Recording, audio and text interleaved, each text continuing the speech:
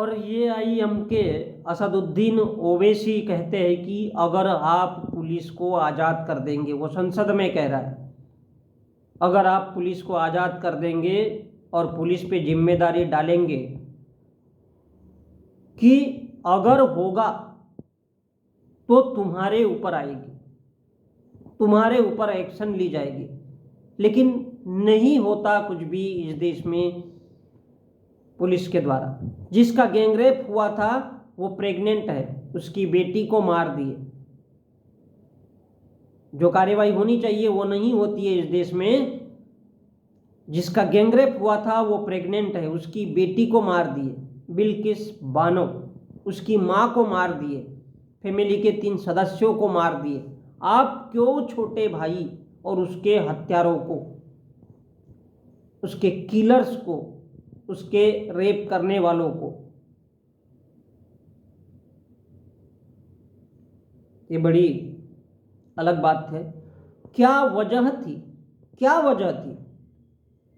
चलो मान लिया चुनाव था, आपने उनको छोड़ दिया, गुजरात का चुनाव था, इसलिए बिल्किस बानो के केस को आपने ढीला कर दिया, उसके रेपिस्ट को, उसके हत्यारों को आपने छोड़ दिया। आप बताइए, सुप्रीम कोर्ट जाना पड़ा है, सुप्रीम कोर्ट जाना पड़ा है मेरे भाई उसको।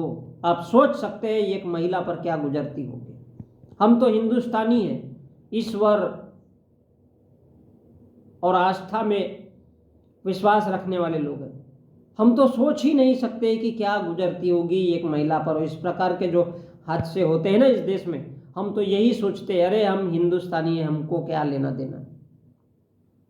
हम तो वास्तव में हिंदुस्तानी है ना, हमको क्या लेना देना ऐसी जगह से कि जिसके साथ बलात्कार हुआ है, उसकी हत्या हुई है, उसके परिवार को मार दिए, उसके फैमिली के 3-4 सदस्यों को मार दिए, उसके छोटे भाई को भी मार दिए, और वो जो किलर है उनको छोड़ दिया जाता है। क्यों? क्योंकि चुनाव है, इसलिए छोड़ दिया जाता है।